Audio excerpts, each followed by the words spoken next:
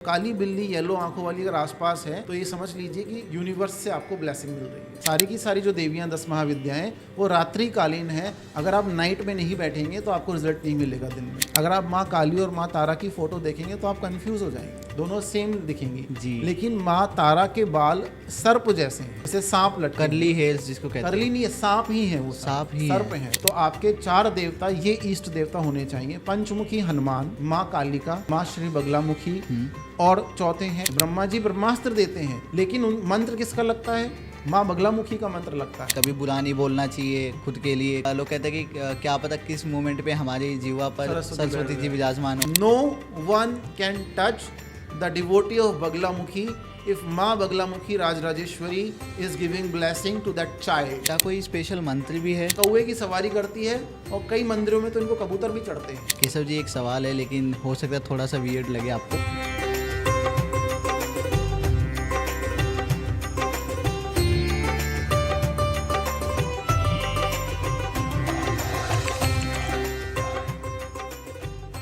केशव जी, कैसे हैं आप? मैं ठीक हूँ, आप बताइए। मैं भी बहुत ही अच्छा हूँ और मैं आपका बहुत बहुत धन्यवाद करना चाहूँगा कि आपने अपनी इतने कीमती वक्त में से, इतनी कीमती समय में से हमारे लिए थोड़ा सा समय निकाला।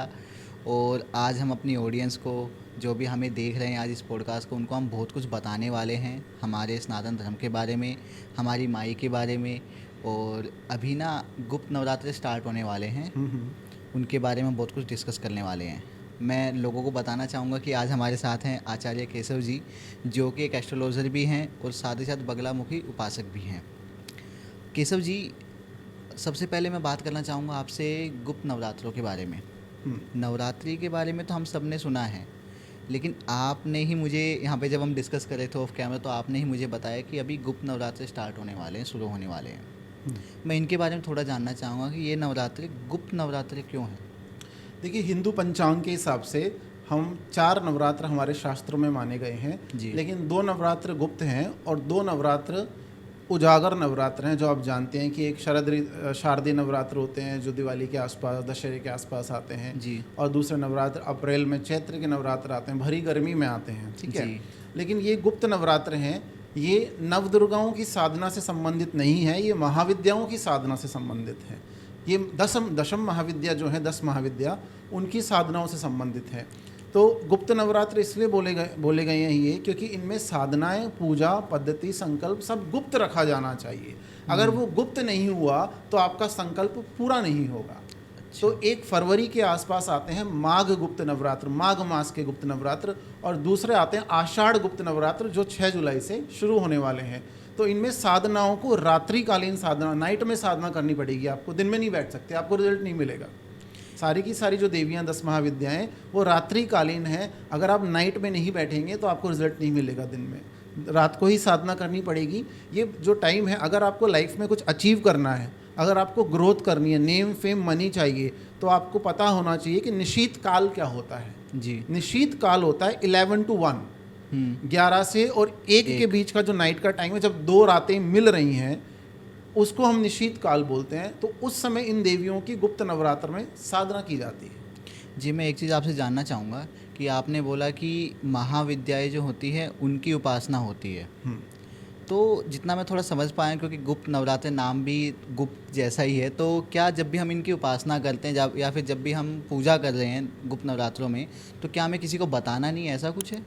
नहीं, इसका विधान ये नहीं है। इसका विधान ये है कि गुप्त नवरात्र में रात्रिकालीन जब आप पूजा करते हैं तो एकांतिक पूजा होनी चाहिए। ओके। ये नहीं है कि जैसे एक माता का जागरण होता है, उसमें 200-500 लोग हैं, दैट इज़ वेरी नाइस, वो बहुत अच्छा होता है, उसमें भक्ति होती है, रस होता है, सब होता है। लेकिन अगर आपको फल प्राप्ति करनी है रात्रिकाल, तो आपको रात्रिकालीन पूजा करनी पड़ेगी, ठीक है। आपको किसी को, जैसे ओम नमः शिवाय आप करते हैं तो सबके सामने में, जैसे माँ बगलामुखी के मंत्र हैं या फिर 10 महाविद्याओं के मंत्र हैं, माँ तारा के, कालिका के मंत्र हैं, तो गुप्त संकल्प वो उपचार जैसे डॉक्टर ट्रीटमेंट करता है वैसे ही उपचार होते हैं। 5 उपचार को पंचोपचार बोलते हैं, 10 उपचार को दशोपचार बोलते हैं, 16 तरह के उपचारों को षोडश उपचार बोलते हैं। तो देवी को जो भी आप प्रसाद चढ़ाएंगे वो गुप्त होना चाहिए, आपको और माई को पता हो, किसी तीसरे को ना पता हो। ना तीसरे को ना पता हो। एक और चीज़ मैं यहाँ पे जानना चाहूँगा कि आपने कहा कि यहाँ पे ना महाविद्याएं होती है, उनकी पूजा होती है, उनकी उपासना होती है, और जो नवरात्रे होते हैं, जो मतलब गुप्त के अलावा जो होते हैं नवरात्रे,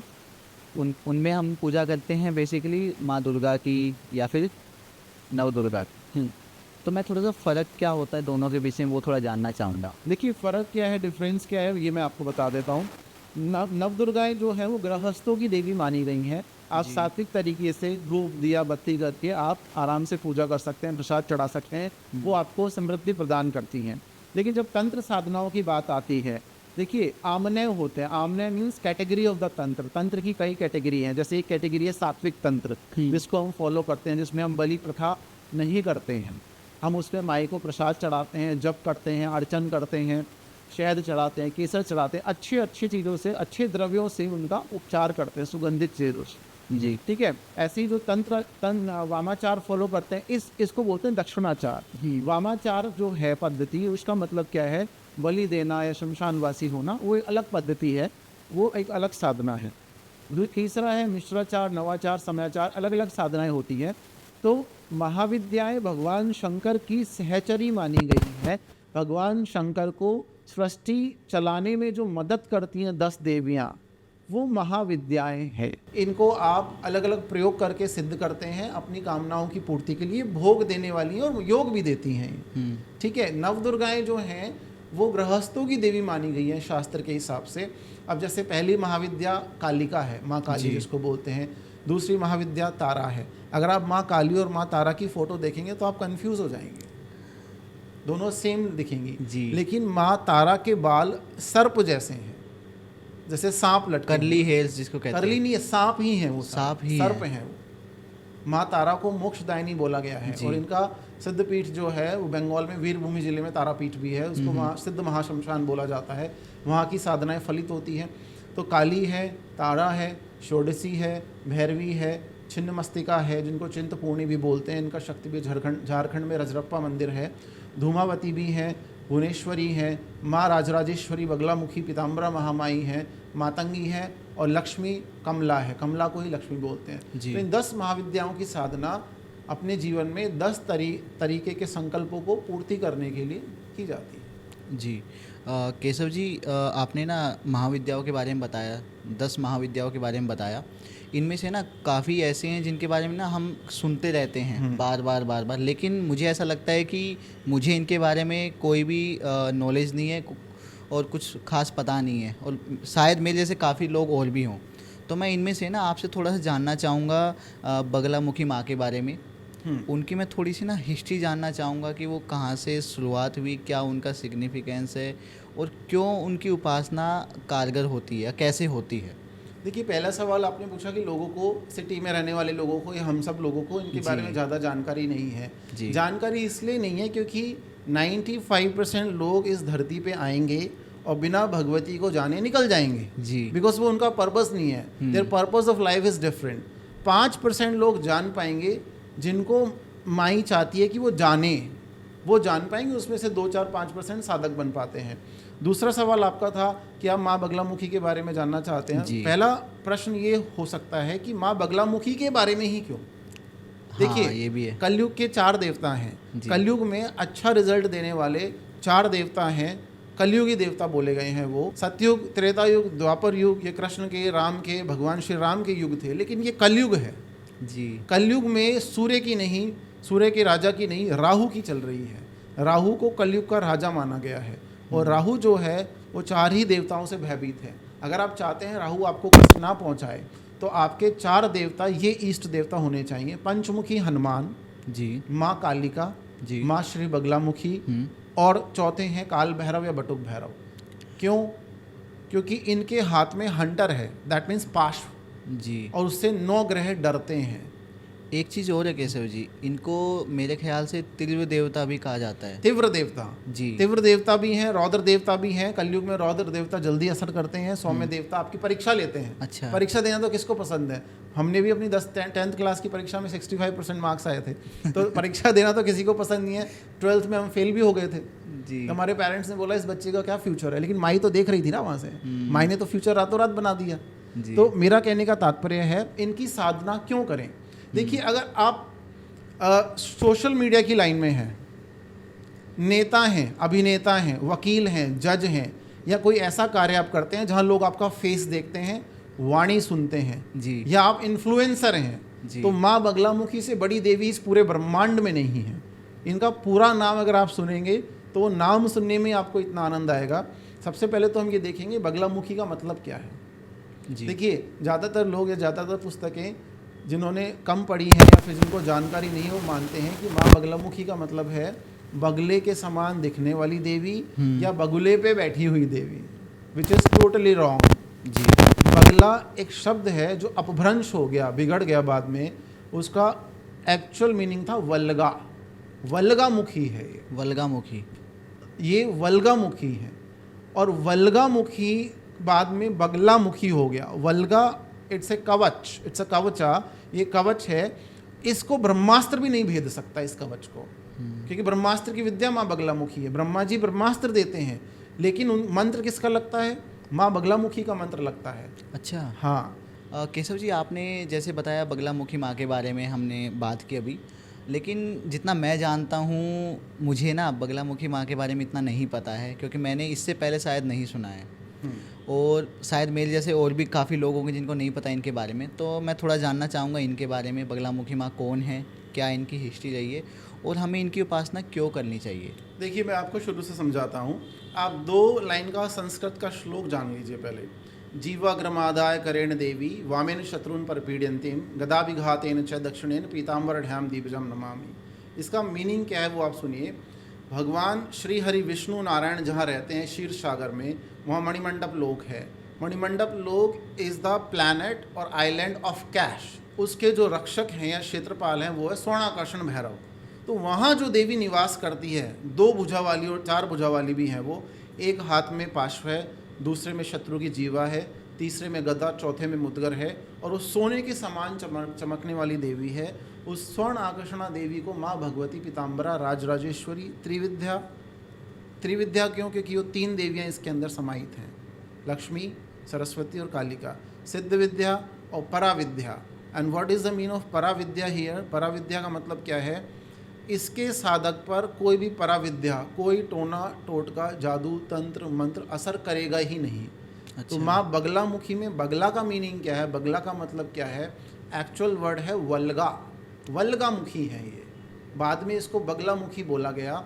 वल्गा इज जस्ट लाइक ए कवच। ये वल्गामुखी एक कवच है।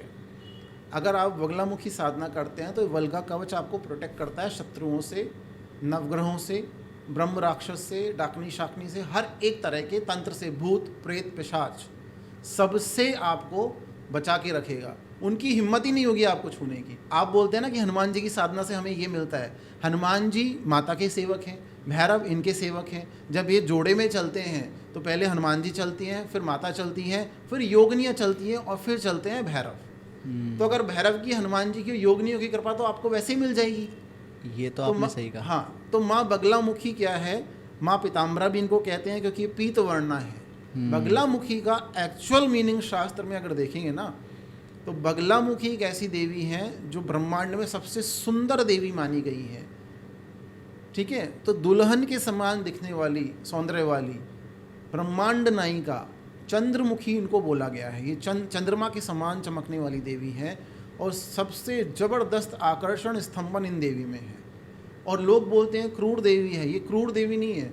जो बोलते हैं कि बगलामुखी महामाई क्रूर देवी है, वो क्रूर नहीं है, वो नहीं जानते माता को। उनसे ज़्यादा दयालु, उनसे ज़्यादा कृपा पात्र त्रिदेव भी नहीं होंगे। त्रिदेवता जो त्रिदेव हमारे हैं, ब्रह्मा विष्णु महेश, उनसे भी ज़्यादा कृपा देती है। अब आपने बोला हिस्ट्री, तो देखिए माता तो हिस्ट्री की भी हिस्ट्री है। ये तो है, ये है माई तो हिस्ट्री की भी हिस्ट्री है। हिस्ट्री चमका भी सकती है वो और बिगाड़ भी सकती हैं। अब हमें तो अपने भोजन की परवाह है, लेकिन माई को तो सबके भोजन की परवाह है। उनको विश्व की अम्बा बोलते हैं, विशंबरा, क्योंकि उनको तो चींटी को भी भोजन देना है, हमें भी भोजन देना है। तो अब सीक्रेट क्या है माँ बगलामुखी का, वो आप सुनिए जी। बगलामुखी स्तंभन की देवी है, किसी भी चीज़ को रोक देती हैं। तंत्र हुआ उसको रोक दिया। रामायण के युद्ध में देवासुर संग्राम जब हुआ रावण का और भगवान श्री राम का, जब मेघनाथ को ने शक्ति चलाई ब्रह्मास्त्र और वो लक्ष्मण जी को लगा, वो निढाल हो गए। संजीवनी आने से पहले, जब हनुमान जी संजीवनी लाए थे संजीवनी, तो उससे पहले वो निढाल हो गए। मेघनाथ ने उनकी बॉडी उठाने की कोशिश करी, लेकिन वो उठा नहीं पाया, क्योंकि माँ बगलामुखी ने लक्ष्मण जी की बॉडी को स्तंभित कर दिया वहीं। क्यों? क्योंकि वो राम की कुल देवी है। अच्छा। और रावण की भी कुल देवी है निकुंबला, वही बगलामुखी है। वही मुंबई में बैठी हुई मुंबा देवी है, वही ज्वालामुखी है, वही गुजरात की अंबाजी है, और वही पंजाब की चिंतपूर्णी है। ये किसी को नहीं पता है। अगर ये पता लग जाए, बोलते हैं ना, एक सादे सब सदे, सब सादे सब जाए। अगर ये आपने साध लिया, माँ बगलामुखी पीताम्बरा राजराजेश्वरी को आपने साध लिया, तो किसी मंदिर में आपको जाने की जरूरत ही नहीं पड़ेगी। आपका हृदय ही मंदिर बना देंगी ये। जी केशव आप जी। समझे मेरी बात? है जी, हृदय ही मंदिर बन जाएगा आपका। माँ बगलामुखी की साधना से आपको बोलने में, इनको वाक सिद्धि मिलती है। देखिए, आपको पता है कि सरस्वती, कितनी सरस्वतियाँ हैं? 3 सरस्वती मानी गई है हमारे शास्त्र में। सरस्वती जो ब्रह्मा जी के साथ बैठती हैं, ब्राह्मणी जिनको बोलते हैं जी। एक है महासरस्वती, माँ तारा, माँ बगलामुखी का स्वरूप है वो हम सब ज्योतिष करने वालों की या तंत्र करने वालों की देवी है वो महासरस्वती। आपको वाक सिद्धि देती हैं वो, आप बोलते हैं चीज़ें फलित कर देती हैं वो। लेकिन इसमें साधक के अंदर अहम भाव नहीं होना चाहिए। अगर आप चाहते हैं कि एग्जाम में आप बैठें, आपके नंबर अच्छे आएँ, अगर आप चाहते हैं किसी को अप्रोच करें, आप किसी भी चीज़ के लिए, बिजनेस के लिए, पर्सनल, प्रोफेशनल, आपके कार्य बन जाएं, तो माँ बगलामुखी आपके लिए सबसे अच्छी देवी हैं। भगवती दयावान है और कृपा ही कृपा बरसाती हैं। तो ये माँ बगलामुखी की शक्ति है। जी, यानी कि लोग बोलते हैं ना कि भाई कभी बुरा नहीं बोलना चाहिए खुद के लिए, क्योंकि लोग कहते हैं कि क्या पता किस मोमेंट पे हमारी जीवा पर सरस्वती जी विराजमान हो। और जो तीसरी सरस्वती की मैं बात कर रहा था, वो तंत्राचार्यों की सरस्वती है, माँ मातंगी जी, जो सम्मोहन की सबसे बड़ी देवी मानी गई है, वशीकरण की देवी मानी गई है। ये तंत्र विद्याएं की देवियां हैं। आप ये देखिए, आप कहाँ रहते हैं? हम लोग शमशान में तो रहते नहीं हैं, हम सिटी में रहते हैं। अब सिटी में हम क्या कर सकते हैं? हम सिटी में इतना ही कर सकते हैं, उठें, अपने ऑफिस जाएं, पानी पिए, भोजन करें और सो जाएं। माता पिता हैं तो उनके पैर छू लें, अगर आपका मन है, छूना तो चाहिए शास्त्र के हिसाब से। और माता पिता अगर नहीं है तो भगवान को प्रणाम कर सकते हैं।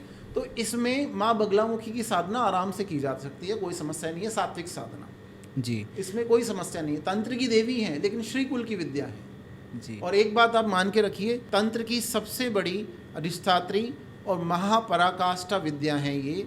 इसका मतलब ये है, इनके साधक को, मैं दोबारा ये बलपूर्वक आपको बोल रहा हूँ, मैंने एक बार और बोला, no one can touch the devotee of Baglamukhi if माँ Baglamukhi Rajrajeshwari is giving blessing to that child. उसको कोई टच नहीं कर सकता, कोई टच नहीं कर पाएगा उसे।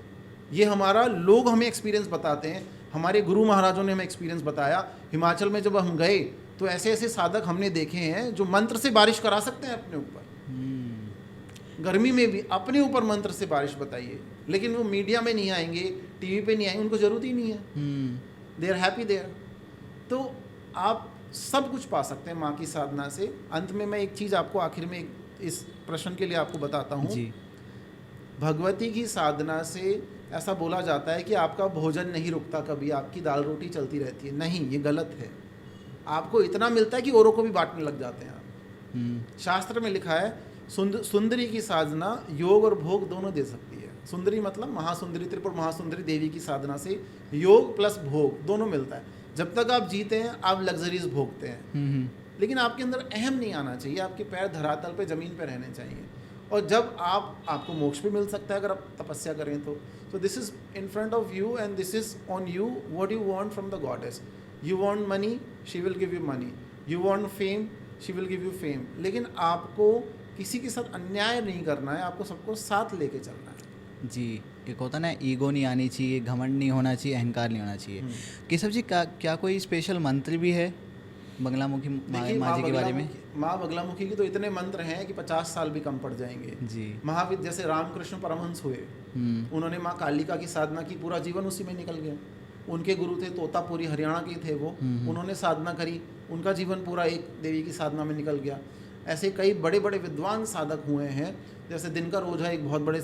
मैं आपको दिनकर ओझा की कथा सुनाता हूँ, आप उसको सुनेंगे तो आपके रोंगटे खड़े हो जाएंगे जी। आप सुनना पसंद करेंगे? जी बिल्कुल। देखिए, दिनकर ओझा एक बड़े महातांत्रिक थे, इतने बड़े तांत्रिक, मैं आपको ये एक्सप्लेन करने जा रहा हूँ। वो माँ बगलामुखी के बहुत बड़े उच्च कोटि के उपासक थे। जिस शहर में, जिस नगर में वो रहते थे, उसके राजा ने उनको बोला कि भाई आज पंचांग आपको देखना है, कुछ भी, उनको अपने दरबार में बुलाया और वहाँ वो बोल कर आ गए कि आज पूर्णिमा का चांद निकलेगा।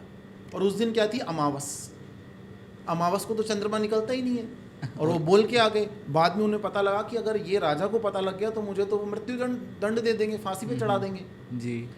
तो उन्होंने इतनी, हम आज के लैंग्वेज में बोलते हैं, इतनी तगड़ी मंत्र साधना, इतनी ज़बरदस्त मंत्र साधना करी कि माई ने चंद्रमा की तरह उस रात्रि में प्रकाश कर दिया, अपने भक्त का मान रखने के लिए।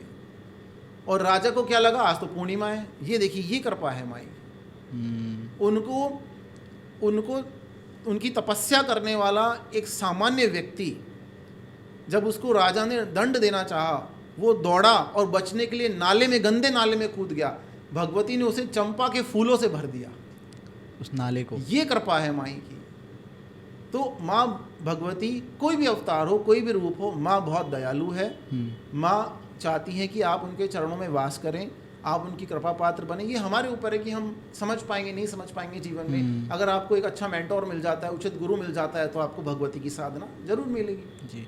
एक और चीज़ केशव जी मैं आपसे जानना चाहता हूँ, आपने बताया कि और वैसे अगर हम देखें, हम सभी के इष्ट देव अलग अलग होते हैं, कुल देवता अलग होते हैं, और इतने सारे मंदिर होते हैं हमारे आसपास में, घरों में भी मंदिर होते हैं आजकल। मैं आपसे जानना चाहता हूँ कि पूजा हमें एग्जैक्टली कहाँ करनी चाहिए? देखिए, पूजा के भी अलग अलग विधान हैं। जैसे लाल किताब में लिखा हुआ है कि अगर आप पूजा नहीं कर सकते तो मंदिर ना रखें। जी। मेरी भी आपसे सबसे रिक्वेस्ट है आपके पॉडकास्ट के माध्यम से, अगर आप चाहते हैं कि देवता की मूर्ति धूल ही खाती रहे तो ना लाएं देवता को आप।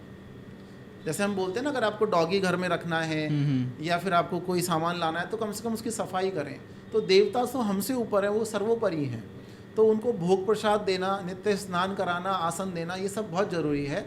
अगर आप अपने आप को साधक नहीं मानते, अगर हम मानते हैं कि मंदिर में आप जैसे बैचलर्स हैं, स्टडी करते हैं, ठीक है, और वो पूजा नहीं कर सकते, तो आसपास के शिव मंदिर में चले जाएं, दुर्गा मंदिर में चले जाएं, हनुमान मंदिर में चले जाएं, वहाँ प्रणाम करें, प्रसाद चढ़ाएं। अगर आप प्रॉपर मंदिर घर में रखना चाहते हैं तो उसका नियम है, वो नॉर्थ ईस्ट में रखा जाना चाहिए, नॉर्थ ईशान कोण में मंदिर रखा जाए, नंबर 1।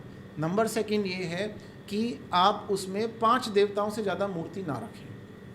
पंच देवता का विधान है। जैसे आपके घर के ओनर आपके पिता हो सकते हैं, माता हो सकती है, उसी तरह से हर मंदिर का एक प्रधान देवता होता है, मेन सुप्रीम एंटिटी। जैसे बड़ी, आपने देखो ना किसी मंदिर में कृष्ण की बड़ी फोटो लगी हुई है, बाकी नॉर्मल पिक्चर्स लगाई हुई हैं, बाकी छोटी हैं थोड़ी। हाँ, मूर्ति का विधान है, मूर्ति 9 इंच से, मूर्ति का एक विधान है, मूर्ति 9 इंच से बड़ी नहीं होनी चाहिए। वास्तु के हिसाब से 9 इंच से बड़ी मूर्ति नहीं होनी चाहिए। अगर आप शिवलिंग रखते हैं अपने घर में, तो ये जो अंगूठा है, इसका जो ऊपर वाला भाग है, अंगुष्ठ का ऊपर वाला भाग, इससे बड़ा नहीं होना चाहिए। छोटा शिवलिंग रखने का विधान है घर में। क्रिस्टल का रख सकते हैं, काला शिवलिंग नहीं रख सकते आप, काला ना रखें घर में। जो डार्क शिवलिंग होता है वो घर में नहीं रखा जाता। नर्मदेश्वर रख सकते हैं, जो नर्मदा नदी से निकलते हैं जी, या फिर आप क्रिस्टल के शिवलिंग रख सकते हैं। That's it. आपने मंदिर के बारे में पूछा था, 5 मूर्तियाँ, फ़ोटो लगाएं तो ज़्यादा अच्छा है।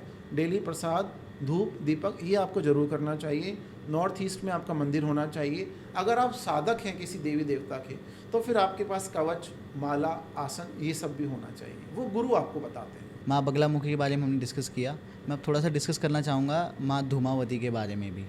माँ धूमावती देखिए, सप्तम महाविद्या है। अष्टम महाविद्या माँ बगलामुखी हैं और सप्तम महाविद्या माँ धूमावती को बोला गया है जी। धूमावती वेधव्य, विधवा स्वरूप में है। अब इसकी कथा आप सुन लीजिए जी। इससे बड़ी कथा इस ब्रह्मांड में नहीं मिलेगी। आप माँ के स्वरूप पे ना जाएं। जैसे हमारे घर में हमारी माताएं हैं, बहनें हैं, उनके स्वरूप पे नहीं जाते, हम उनको आदर सम्मान देते हैं जी, क्योंकि वो कृपा, हमें उनसे ब्लेसिंग्स मिलती हैं जी। अगर आप ब्लेसिंग्स पाना चाहते हैं तो आप माई के स्वरूप पे ना जाएं। भगवान शंकर कालांतर में एक राक्षस को मारने के लिए आगे बढ़ते हैं क्योंकि वो दुराचारी हो जाता है।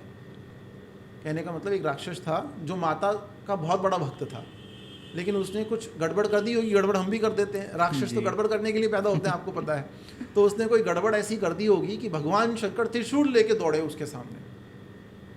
माँ पार्वती का जो स्वरूप था, माँ धूमावती, अपने भक्त की मान सम्मान और आन की रक्षा करने के लिए भगवान शंकर को निगल गई, वो खा गई, वो भगवान शंकर को, हाँ, अपने भक्त की रक्षा के लिए अपने पति को खा जाने की वजह से माँ भगवती विधवा स्वरूप में आ गई, उसको धूमावती कहा गया। ये धूमावती की कथा है।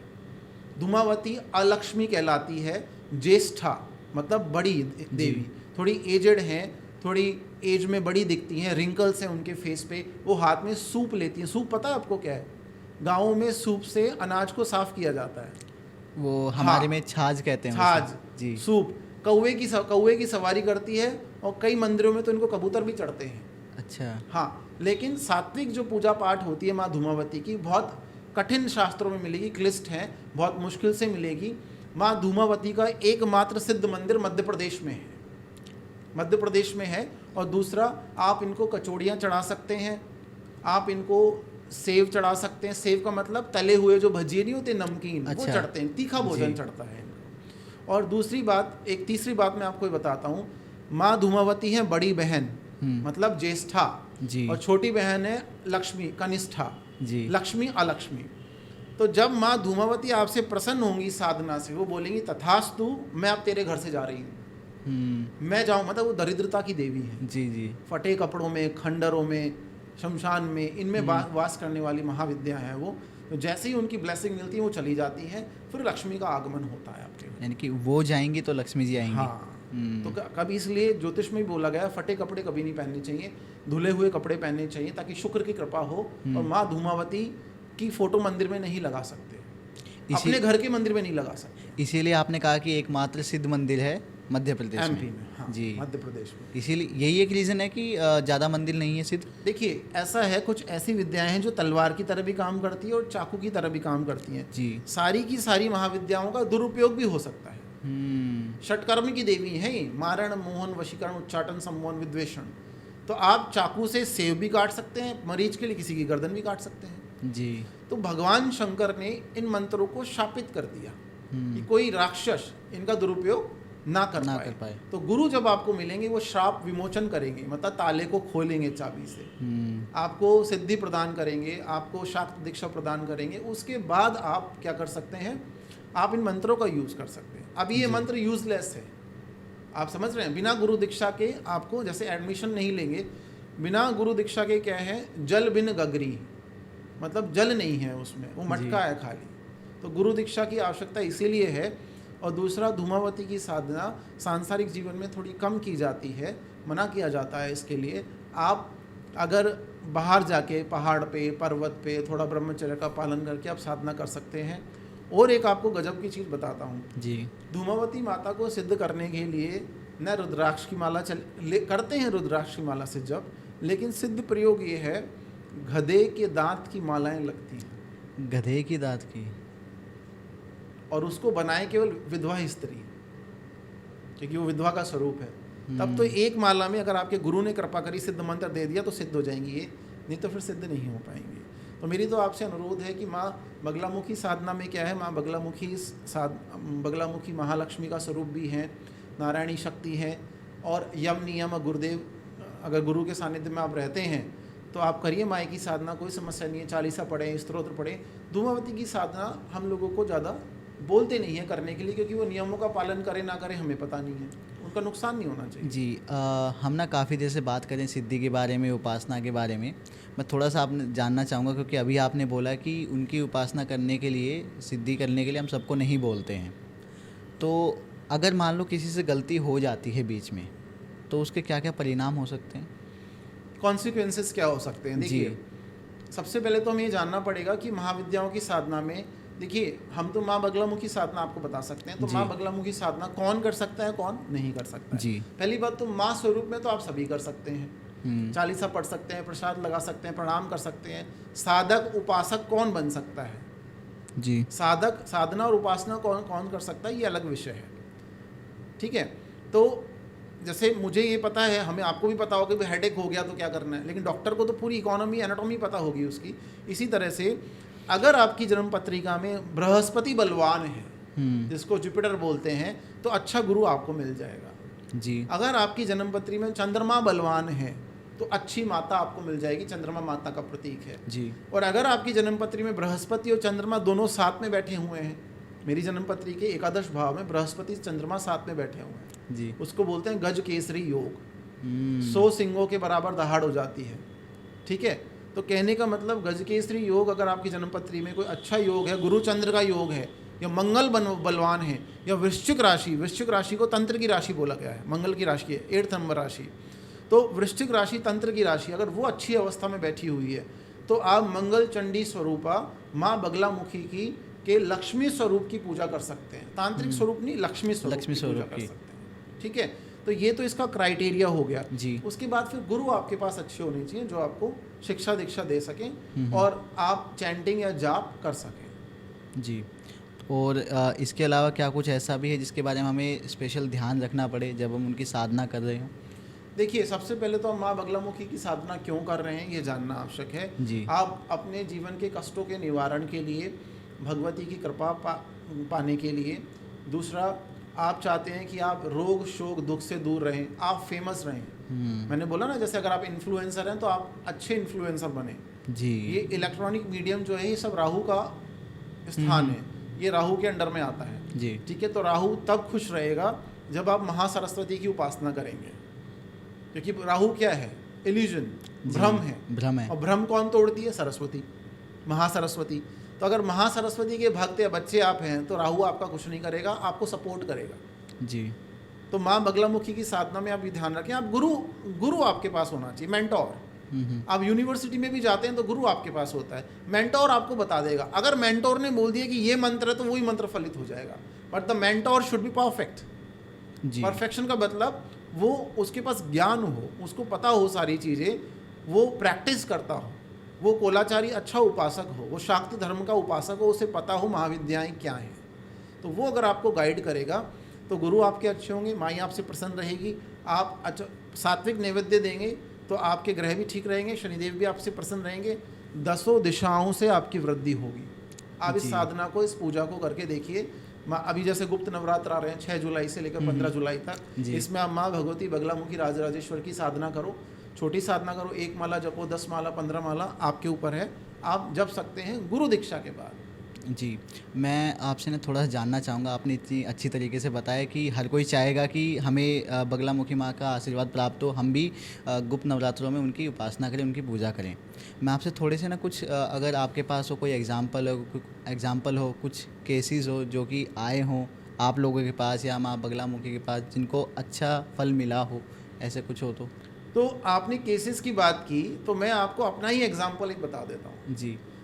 कुछ लोगों के लिए वो अंधविश्वास भी हो सकता है, लेकिन हमारे लिए वो परम विश्वास है। देखिए, एक ऐसी पुस्तक थी, एक ऐसी बुक है जिसमें बगलामुखी के सारे शास्त्र, सारे रहस्य लिखे हुए हैं। जैसे एक बहुत बड़ी पुस्तक है मंत्र महाणव, धर्म सिंधु, ये भी ग्रंथ है, रुद्रामल तंत्री, बड़े बड़े ग्रंथ हैं। तो एक पुस्तक थी, मेरे कलेक्शन में सारी बुक्स हैं, लेकिन मेरे कलेक्शन में वो बुक नहीं थी, और वो बुक लाख प्रयत्न करने के बाद मिलती है। उसकी एक ही कॉपी थी और वो इंडिया में छपी थी, लेकिन कब? आज़ादी से पहले। आज़ादी तो से वो कराची की लाइब्रेरी में थी, वो इंडिया की लाइब्रेरी में ही थी पहले, लेकिन आज़ादी से पहले। उसके पब्लिकेशंस अब नहीं होते हैं, बंद हो चुकी है वो बुक। तो उस बुक के लिए मैंने कितना जुगाड़ लगाया कि वो 10-12 पेजेस की, उस समय उसकी रेट थी 7 पैसा। अब तो काफ़ी हो गई होगी, लेकिन यहाँ हमारे यहाँ बहुत मुश्किल से मिलेगी। वो किसी एक बहुत बड़े विद्वान ने, उच्च कोटि के साधक ने लिखी थी। मैंने 1 साल, 2 साल, 3-4 साल कोशिश करी, मुझे वो बुक नहीं मिली। मैंने सारे जुगाड़ लगा के देख लिया, लेकिन जब मैंने माई से प्रार्थना करी तो एक ऐसा व्यक्ति मुझे इंडिया में मिला जिसके पास उस बुक की कॉपी थी। वो कॉपी मेरे पास आई, और आप जानते हैं जब वो कॉपी मेरे पास आई, उस कॉपी में एक स्त्री का बाल था। अरे अब इसको आप क्या, और उसके घर में कोई स्त्री नहीं, वो ब्रह्मचारी व्यक्ति है, उसने मेरे को कॉपी दी। उस नोटबुक में, उस कॉपी में, उस पुस्तक में, उस जेरोक्स में एक लेडी का बाल निकलता है। तो मेरे लिए तो यही आशीर्वाद है। लोगों के लिए अंधविश्वास हो सकता है, मैंने बोला ना हर कोई देवी को नहीं जान पाता। मैंने उसका अध्ययन किया, मुझे ज्ञान मिला, और वो ज्ञान काफ़ी लोगों के काम आया है। तो कृपा करनी होगी ना माई को, देवी को कृपा करनी होगी, वो कहीं से भी कृपा कर देगी। अगर आप देवी में विश्वास रखते हैं, माँ बगलामुखी की साधना करते हैं, तो ज़रूर ध्यान रखना, एक काली बिल्ली पीले आंखों वाली हमेशा आपके आसपास रहेगी। यानी कि अगर लोग ये भी ये कहते नहीं हैं कि ना। आपने ब्लैक कैट पाल ली, अच्छा। पेट नहीं। जैसे मैंने गाड़ी हटाई तो नीचे ब्लैक कैट बैठी हुई थी, मुझे देख के वो चली गई। आज भी मेरे मोबाइल में फ़ोटो मैं आपको दिखा सकता हूँ। मैं एक होटल में जाता था भोजन करने के लिए अपने मित्रों के साथ, फ्रेंड्स के साथ, तो वो काली बिल्ली वहाँ आती थी और वो चाहती थी मैं उसको फीड करूँ कुछ, और मेरे पास आके बैठ जाती थी, और मेरे पास उसकी काफ़ी फ़ोटो है मेरे पास। तो काली बिल्ली विडालिका का रूप है, विडालिका माई की योगिनी है, ठीक है, बगलामुखी माता की योगिनी है। तो काली बिल्ली येलो आंखों वाली अगर आसपास है तो ये समझ लीजिए कि यूनिवर्स से आपको ब्लेसिंग मिल रही है। जी। It's a blessing.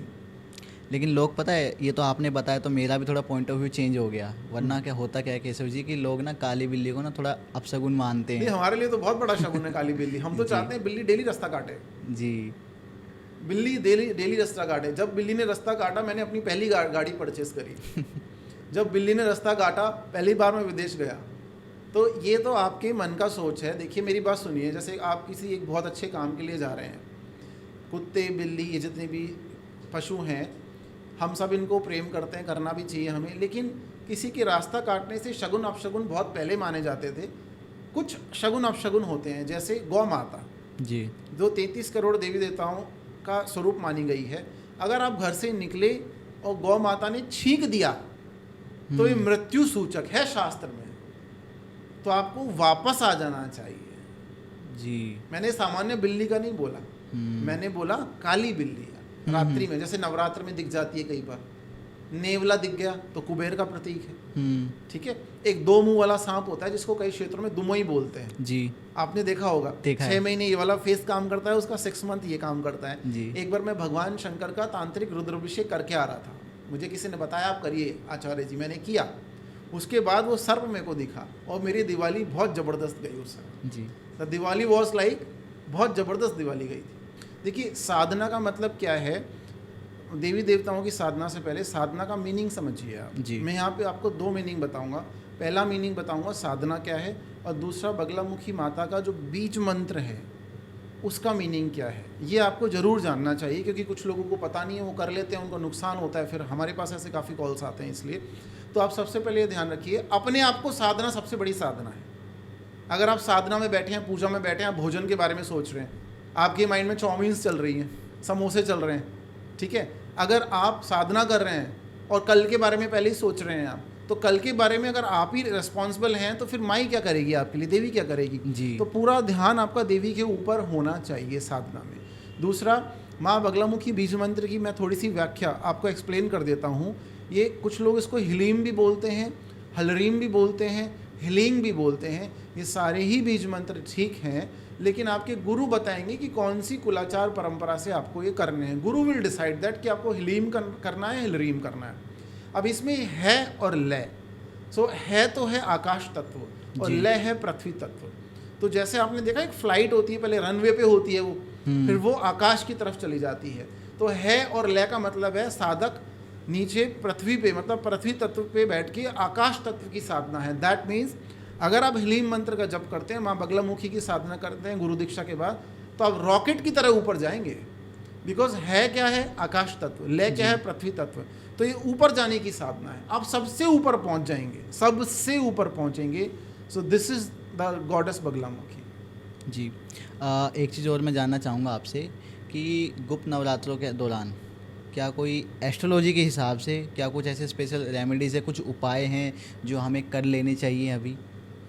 नहीं, किस चीज़ के लिए उपाय कर लेने चाहिए? देखो, उपाय लोगों की जो मेनली काफ़ी सारी जो प्रॉब्लम्स होती है ना, वो होती है पैसे से रिलेटेड, कैश, करियर, रिलेशनशिप। काफ़ी लोगों के कोर्ट केसेस चल रहे होते हैं। तो आप मुझे बताइए पहले कौन सा उपाय बताऊं मैं? हम सबसे पहले डिस्कस करते हैं कैश के बारे में, जो सबको चाहिए। हाँ, क्योंकि कैश होगा तो रिलेशन चलेगा। देखो ये तो है। सो आज के टाइम पे यही, अगर कैश नहीं होगा तो रिलेशन नहीं चलेगा। जी। Because if you going somewhere with someone, 4-5 हज़ार का तो बिल आएगा ना। ये तो 50 रुपये का खाना तो किसी को खाना नहीं पसंद है। तो सबसे पहले let's talk about the cash, then will talk about the relationship. उसके बाद अगर रिलेशनशिप के बाद कोर्ट केस हो जाता है आपका, तो उसके बारे में भी हम डिस्कस कर सकते हैं। There is no issue. तो कैश के लिए एक छोटा सा आप काम करें। देखिए, सिटीज़ में लोग रहते हैं, गांव में काफ़ी सारी चीज़ें आप कर सकते हैं। शहर में एक फ्लैट में अगर आप रहते हैं, बैचलर हैं, तो क्या कर सकते हैं हम? आपको मैं 100 रुपये का एक उपाय बताता हूँ। 100 रुपये तो देखिए 1 लाख पाने के लिए 100 रुपये तो खर्च कर ही सकते हैं, इट इज़ ओके। 50 रुपये का भी उपाय कर सकते हैं आप, कोई इशू नहीं है। कम से कम में आप कर सकते हैं। आप नव दुर्गाओं में दैट मीन्स गुप्त नवरात्र 6 से 15 जुलाई जो आ रहे हैं, आप उसमें एक मिट्टी का दीपक ले लीजिए, 2 रुपये का मिल जाएगा। उसमें देसी घी थोड़ा डाल लीजिए, गाय का, जी एक्चुअल गाय का घी होना चाहिए, वो मिलावट वाला घी नहीं होना चाहिए। उसमें बाती आपने लगा ली, उसको आप लाइट कर दीजिए, जला दीजिए। उसमें थोड़ा सा केसर डाल लीजिए, केसर के लिए कैश नहीं है तो हल्दी डाल लीजिए, जी 2 इलायची, 2 लौंग और थोड़ा सा कपूर। कौन सा कपूर? देसी कपूर, दैट मीन्स भीमसेन कपूर। और उसको रात को 11 बजे देवी के मंदिर में जला दीजिए, अपने घर पे जला दीजिए मंदिर में। जी 11 कोशिश करें इतना घी डालें कि 11 से 1 बजे तक वो जले रात्रि में, या बाद में भी घी डाल सकते हैं। कम से कम 2 घंटे। 2 घंटे। 9 डेज में आपकी किस्मत बदल जाएगी। 9 डेज में बैंक बैलेंस चेंज हो जाएगा और कुछ नहीं मांगना उसके बाद। अगर वो अल्टीमेट सुप्रीम पावर है, वो त्रिकालदर्शी है, तो पता लगा लेगी बच्चे को क्या चाहिए, भगत को क्या चाहिए। डोंट आस्क एनीथिंग, मांग के माई को छोटा ना करें आप। आपने कटोरा इतना फैलाया और वो इतना देना चाहती है, फिर वो इतना ही देगी आपको, ठीक है। जितनी आपकी बकेट होगी, हो सकता है उससे देना ज़्यादा देना चाहती है वो। डोंट आस्क फॉर कृपा एंड ब्लेसिंग्स ओनली। और ये जो दिया मैंने बताया, इसको बोलते हैं सम्मोहन, धन सम्मोहन दिया। आप इसको जलाएं, जो मैंने बताया, आपको ज़बरदस्त कृपा मिलेगी इसमें। और इसमें अट्रैक्शन चाहिए, कृपा चाहिए, तो गुलाब या चंदन का ओरिजिनल इत्र, बिना अल्कोहल वाला, इसमें आप डाल दीजिए 2 बूंद, आपको ज़बरदस्त कृपा मिलेगी। जी इसके बाद हम बात करना चाहेंगे थोड़ा सा रिलेशन के बारे में, रिलेशनशिप के बारे में, क्योंकि पैसा तो आ गया है अब रिलेशनशिप को कैसे स्ट्रॉन्ग कर सकते हैं हम? देखिए, रिलेशनशिप सबसे पहले आप जर्नल हम बात करें, रिलेशनशिप क्यों ख़राब हो जाते हैं? जी अंडरस्टैंडिंग नहीं होने पे ख़राब हो जाते हैं, ईगो क्लैशेस होते हैं, जी ठीक है। लोगों की एक्सपेक्टेशंस, उम्मीदें होती हैं सामने वाले से, वो उम्मीदें पूरे नहीं होती तो चीटिंग होने लगती है। आप इसमें अपने मन को स्ट्रांग बनाएं, अर्थात चंद्रमा को स्ट्रांग करें। आप चंद्रमा स्ट्रांग होगा तो सब ठीक हो जाएगा। अगर आप बिना पैसे की रेमेडी करना चाहते हैं तो पूर्णिमा के दिन, फुल मून के दिन चंद्रमा के सामने जाके रात में खड़े हो जाएं एंड टॉक टू हिम। जो भी मन में सब बता दो, सब निकाल दो, वॉमिट कर दो वहाँ, वो सुनेगा रिलेशनशिप के बारे में। जी ऐसा चल रहा है, ऐसा चल रहा है, ये होना चाहिए, वो होना चाहिए, मैनिफेस्टेशन हो जाएगा, लॉ ऑफ अट्रैक्शन, चंद्रमा ठीक कर देगा। ये नहीं करना चाहते हैं तो चंद्रमा की एक फ़ोटो, फुल मून की एक फ़ोटो अपने बेडरूम में नॉर्थ कॉर्नर में आप लगाएं। उससे आपका बेडरूम में नॉर्थ कॉर्नर में, उसकी तरफ पैर नहीं जाने चाहिए आपके, उधर पैर नहीं होने चाहिए। अगर नॉर्थ में आपने लगाया तो आपके पैर उधर नहीं होने चाहिए, आपका रिलेशनशिप ठीक हो जाएगा। जी दूसरा, अगर आप ये भी नहीं करना चाहते हैं तो 2 पार्टनर्स एक दूसरे को ट्यूसडे के दिन शहद खिलाना शुरू करें। ट्यूसडे के दिन खाली मंगलवार पेट, खाली पेट एक पार्टनर दूसरे को शहद खिलाए और दूसरा पार्टनर पहले वाले को शहद खिलाए। इससे भी आपका रिलेशनशिप ठीक होगा। किसी को लगेगा ये रबिश बात हो सकती है, रबिश नहीं, आप करके देख लेना। करके 15 साल से लोग कर रहे हैं इस चीज़ को, 15 साल से कर रहे हैं। और इसके अलावा एक रेमेडी और मैं आपको बताता हूँ। अगर आप चाहते हैं ज़बरदस्त अट्रैक्शन आपका बना रहे, अट्रैक्शन, जी तो आप दालचीनी, जिसको सिनेमन बोलते हैं, सिनेमन, उसको खाली पेट थोड़ा सा टुकड़ा लीजिए और उसको चबाना शुरू कीजिए। अगर आप उसको चबाना शुरू करेंगे डेली, 15 दिन में, 7 दिन में आपको रिजल्ट नज़र आएगा कि मेरा अट्रैक्शन बढ़ रहा है, रिलेशनशिप में भी, करियर में भी, बिजनेस में भी, क्लाइंट्स भी मिल रहे हैं, लोग आपसे बात करना पसंद कर रहे हैं। ये रेमेडीज़ आप कर सकते हैं। रेमेडीज़ मैंने वो बताई जो बैचलर्स भी कर सकें। जी इसके अलावा एक चीज़ मैंने आपसे और पूछी थी, जो कि थी कोर्ट केसेस से रिलेटेड। काफ़ी लोगों के चलते हैं, ज़मीन को लेके केस है, पार्टनर्स के आपस में हैं, बिजनेस पार्टनर्स के हैं। देखिए, कोर्ट केसेस एक बड़ा मसला है जी हमारे इंडिया में। आपको पता है लंबे कोर्ट केसेस चलते हैं, बहुत लीगल हियरिंग्स होती हैं। तो कोर्ट केसेस में आप ये कर सकते हैं कि आप उसको फेवर में कर सकते हैं। कोर्ट केस को अपने फेवर में करने के लिए मंगल शनि की पूजा करें। आप मंगलवार को आप क्या करें, हनुमान जी को आप थोड़े से लाल पुष्प चढ़ाएं और गुड़ आपने सुना होगा, जैगरी जिसको बोलते हैं, तो जैगरी गुड़ चढ़ाएं, लाल पुष्प चढ़ाएं। ये 2 चीज़ें आप मंगलवार को चढ़ाएं। हनुमान चालीसा का पाठ भी कर सकते हैं अगर करना चाहें। और शनिवार के दिन आप क्या करें, अगर आपको शनिवार को कोर्ट केसेस अच्छे करने हैं, आप चाहते हैं कोर्ट केसेस अच्छे हो जाएं, भगवान शनिदेव की कृपा आपको मिले, तो आप कौओं को, जो क्रो होते हैं, उनको थोड़ा थोड़ा पनीर खिला सकते हैं। और अगर ये भी ना करना चाहें तो सैटरडे के दिन फ्री का उपाय है, पीपल का जो पेड़ है, 5 देवताओं का प्रतीक है, 5 देवता हैं उसमें, विष्णु जी हैं, शंकर जी हैं, दुर्गा, गणेश, सूर्य, ये सब देवता वहाँ पे विराजमान हैं। आप उसकी 7 परिक्रमा चक्कर लगाएं, प्रदक्षिणा जिसको बोलते हैं, प्रणाम करें और वापस आ जाएं। That's it. केशव जी, एक सवाल है, लेकिन हो सकता है थोड़ा सा वियर्ड लगे आपको। मान लो 2 लोग हैं, दोनों के आपस में कोर्ट केसेस हैं, दोनों ही हमारे पॉडकास्ट देख रहे हैं, दोनों ने ही सेम उपाय किया, तो क्या ये उपाय दोनों के लिए कैसे काम करेगा? काम करेगा, जिसका भाव ज़्यादा सॉलिड होगा उसके लिए काम करेगा। जी। आप देखिए, अगर एक माँ के 2 बच्चे हैं, लेकिन एक बच्चा माँ को ज़्यादा स्नेह करता होगा और दूसरा बच्चा स्नेह करता होगा लेकिन बात टाल भी देता होगा, ये आपकी गुडविल के ऊपर है, ऊपर वाले से आपकी गुडविल कैसी है। इसका मतलब ये है आपका भाव कितना स्ट्रांग है। एक आदमी धूप में 5 मिनट खड़े रह सकता है, अभी जो 48-49 टेम्परेचर चल रहा है, एक 10 मिनट खड़े रह सकता है, दोनों ही आर्मी में है। आप बताइए, दोनों आर्मी में है, लेकिन एक 10 मिनट खड़ा रह सकता है, एक 5 मिनट खड़ा रह सकता है। तो हम ये थोड़ी बोलेंगे 5 मिनट वाला यूजलेस है, बिल्कुल यूजलेस नहीं है। तो जैसा आपका प्रारब्ध है, जैसा आपने कर्म किया, जितने भाव से आपने मांगा, देखिए मांगने से तो कृष्ण मिल जाएगा अगर आपको सुदामा का भाव है तो, जी, है ना।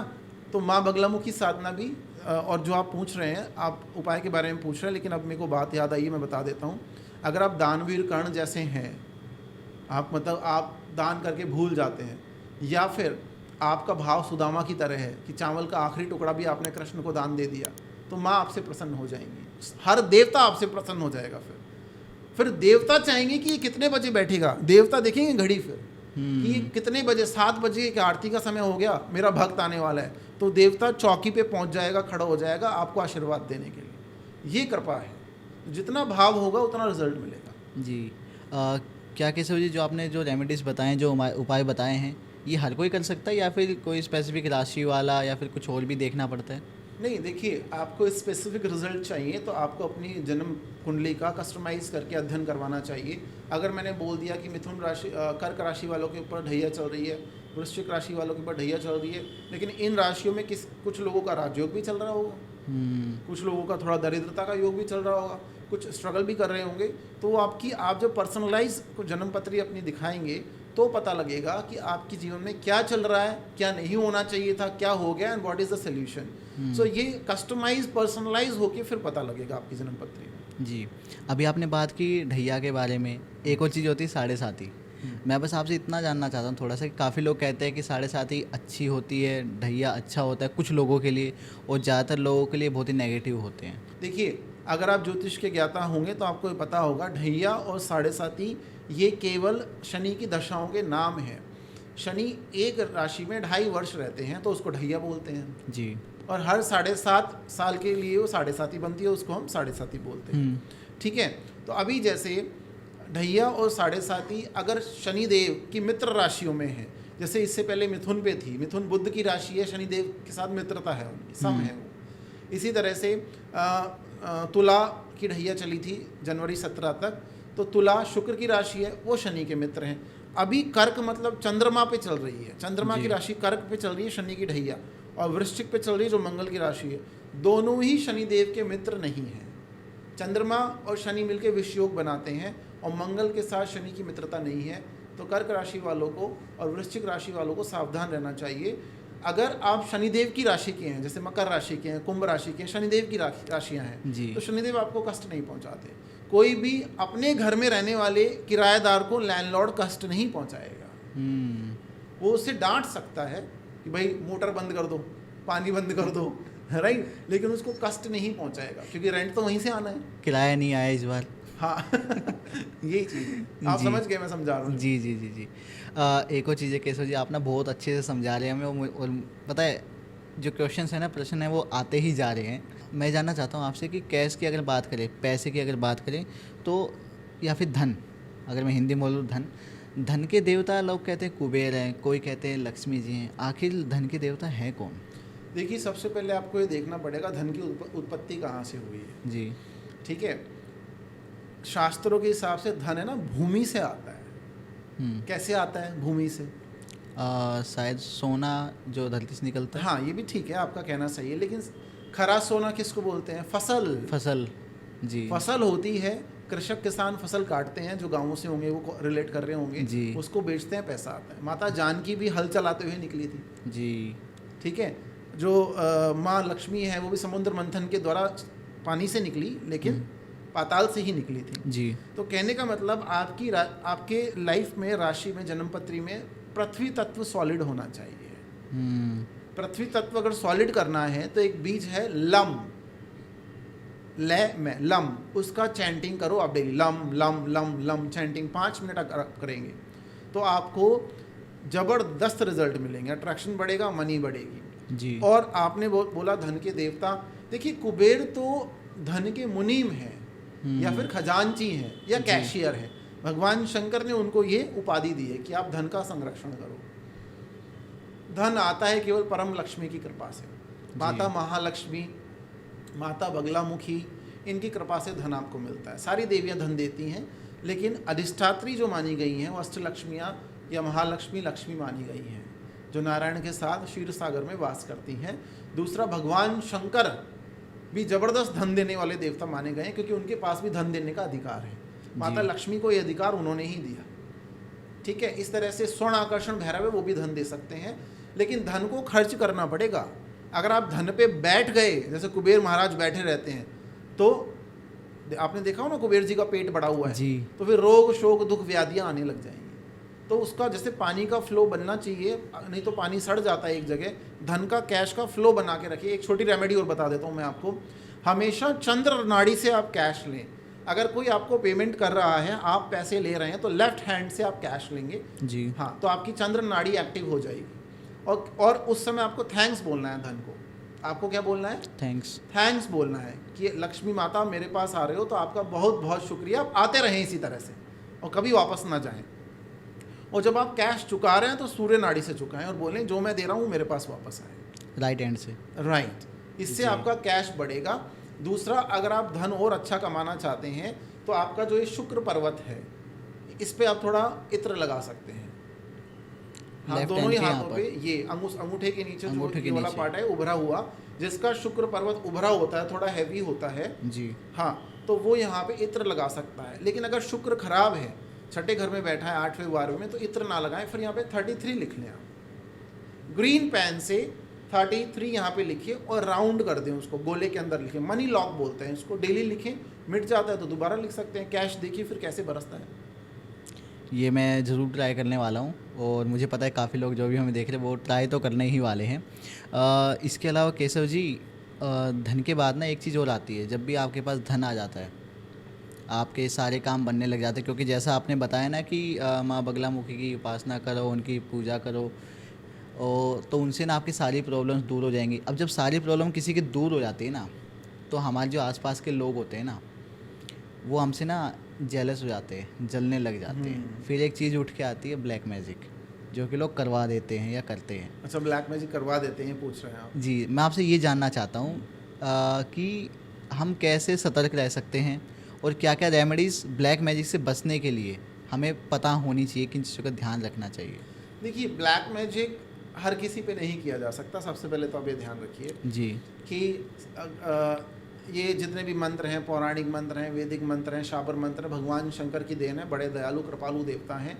ठीक है, भगवान शंकर जब ये ज्ञान बता रहे थे तो नाथ संप्रदाय के एक बहुत बड़े उपासक गुरु रहे मच्छेंद्र नाथ, उन्होंने सुन लिया था, तो उन्होंने जन कल्याण के लिए सबको बता दिया नाथ संप्रदाय के। लेकिन ब्लैक, अगर आपका ऑरा स्ट्रांग है जी, अगर आपका ईष्ट देवता मजबूत है, आप डेली चैंटिंग्स करते हैं, अगर आपके अंदर नेगेटिविटी नहीं है, अगर आप अपने खाने में रॉक सॉल्ट यूज़ करते हैं, सेंधा नमक जिसको बोलते हैं जी, तो इन सारे, और डेली आप शावर लेते हैं, मतलब ये कुछ चीज़ें हैं। गंदे वस्त्र नहीं पहनते हैं, किसी के उतरे हुए वस्त्र कभी ना पहने। ठीक है, तो अगर ये ऑरा आपका स्ट्रांग है तो आप पे ब्लैक मैजिक असर नहीं करेगा, और करेगा तो 2% 3% असर करेगा। आपका देवता आपको बचा लेगा, आपकी एंजल आपको बचा लेगी। फिर भी अगर आपको लगता है नेगेटिविटी है, वास्तु खराब है, किसी ने कुछ कर दिया है, नज़र दोष है, जो भी, तो आप अपने घर के चारों कोनों में ग्लास बाउल्स, कांच के कटोरी होती है बाउल्स, उनमें सेंधा नमक भर के रख दो। आप महीने में एक बार चेंज कर लो। घर की 4 डायरेक्शंस में कहीं भी आप सेंधा नमक रखो, उनको महीने में चेंज करते रहो। बस ये सबसे अच्छी रेमेडी है। और कुछ करना है तो लौंग कपूर हर शनिवार जलाते रहें आप। ये भी नहीं करना है तो आप नींबू ले लीजिए, 7 बार अपने शरीर से उसाड़ दीजिए एंटी क्लॉकवाइज, उसके बाद गैस पे रख दो उसको, वो फूट जाएगा, हो गया आपका काम। अगर वो फूट गया तो ये एक ब्लेसिंग है आपके लिए, अच्छी बात है। बस इसी तरह से आप ठीक कर सकते हैं। ब्लैक मैजिक के बारे में ज़्यादा नहीं सोचना चाहिए हमें, बस अपनी लाइफ को पॉजिटिव कैसे करें, पॉजिटिविटी की तरफ कैसे जाएं, ये आपको ज़्यादा सोचना चाहिए। जी केशव जी, मैं एक बात ज़रूर कहना चाहूँगा आपको। इतना तो मैं समझ पाया हूँ, जितना हमारी ऑफ कैमरा काफ़ी बातें हुई, ऑन कैमरा हमारी काफ़ी बातें हो रही हैं, कि आपके पास ना बहुत कुछ है बताने को। किसी भी चीज़ के हम रेमेडीज़ के बारे में बात कर सकते हैं, किसी भी टाइप की हम प्रॉब्लम आपसे डिस्कस कर सकते हैं, कोई भी उपाय हम आपसे जान सकते हैं। इसके अलावा भी ना आप बहुत कुछ हमें बता सकते हैं अपनी हमारी लाइफ के बारे में, हमारे धर्म के बारे में और ढेर सारी चीज़ें। मैं चाहूँगा कि हम ना दोबारा से मिलें और बहुत कुछ ऐसे डिस्कस करें, लोगों के लिए एक दूसरा पॉडकास्ट भी लाएं, दूसरा पार्ट भी लाएं। और इसके लिए मैं लोगों से थोड़ा जानना चाहूँगा कि उनके जो भी क्वेश्चंस हो, जो भी फीडबैक्स हैं, वो कमेंट्स बॉक्स में शेयर कर सकते हैं। आचार्य केशव जी से वो जो भी जानना चाहते हैं, आप डायरेक्टली उनको भी कॉन्टैक्ट कर सकते हैं। इनकी सारी ही डिटेल्स हमारे डिस्क्रिप्शन बॉक्स में मेंशन्ड है। ये वीडियो, ये पॉडकास्ट आप सभी लोगों के साथ शेयर करें, अपने दोस्तों के साथ, अपने भाइयों के साथ, अपनी बहनों के साथ, अपने परिवार के साथ ज़रूर से ज़रूर शेयर करें, ताकि उनको भी पता लगे कि कैसे गुप्त नवरात्रे उनके लिए हितकारी हो सकते हैं। केशव जी, मैं जानना चाहूँगा आखिर में आपसे कि क्या कोई ऐसा मंत्र है जो हमें पता होना चाहिए इसके बारे में? देखिए, गुप्त नवरात्र या किसी भी नवरात्र या रेगुलर भी आप एक मंत्र जप सकते हैं। ये ध्यान है देवी का। अगर आप माँ दुर्गा का ध्यान है, जैसे आपको पता है, या देवी सर्वभूतेषु शक्ति रूपेण संस्थिता नमस्तस्यै नमस्तस्यै नमस्तस्यै नमो नमः। इसी तरह से माँ बगलामुखी का भी ध्यान है। मध्ये सुधाब्धि मणिमंडप रत्न विद्याम सिंहासनोपरिगतां परिपीतवर्णां पीताम्बर भरण माल्य विभूषितांगी देवी नमामि धृत मुद्गर वैरी जीवाम। ये कठिन है, इसको आप अपने डिस्क्रिप्शन में दे देना। इसको एक बार पढ़ने से 24 घंटे ठीक हो जाएंगे आपके। तो 30 दिन में बस 30 बार, एक बार पढ़ लो आप इसको। दिन में एक बार पढ़ो, दिन में एक बार ही पढ़ लो, सुबह सुबह ही। इतनी ही आप कृपा कर दो, बस उसी में आपके ऊपर कृपा हो जाएगी। केशव जी, आपसे मैं बहुत जल्द दोबारा मिलने वाला हूँ और मैं आपसे ना ढेर सारे मंत्र लेने वाला हूँ और अपने ऑडियंस को भी बहुत कुछ बताने वाले हैं, ताकि देखिए, उनके ढेर सारे मंत्र काम नहीं करेंगे, एक ही मंत्र काम कर जाएगा, बस उसी को ढेर सारी बार आपको कर लेना है। ठीक है, तो ऐसा ही हम करने वाले हैं। बाकी हम बहुत जल्द दोबारा से मिलते हैं। केशव जी, आपका बहुत धन्यवाद हमें माँ बगलामुखी जी के बारे में बताने के लिए, उजागर करने के लिए, उनके बारे में काफ़ी सारी चीज़ें, गुप्त नवरात्रों के बारे में इतने ज़बरदस्त जानकारी देने के लिए। और भी ढेर सारी बातें हमने की हैं, काफ़ी सारी बातें ऐसी जो मैं आपसे करना चाहता हूँ अगले पार्ट में। आपका बहुत धन्यवाद। जय माई। जय माई।